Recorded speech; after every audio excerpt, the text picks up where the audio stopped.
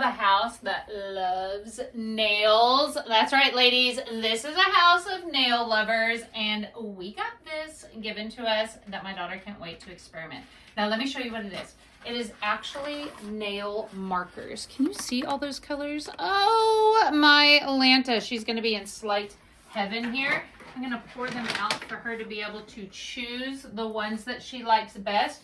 Now, first you're going to just want to choose nails that you want a design on. And it is literally like coloring for certain.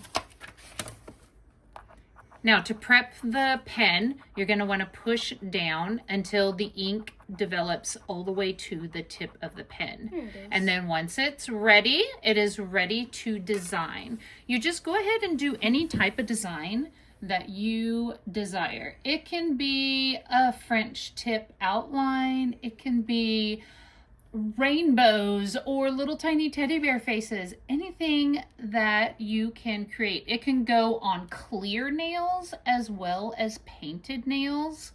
We're gonna let her do a little bit of the design and we will show you when she's done.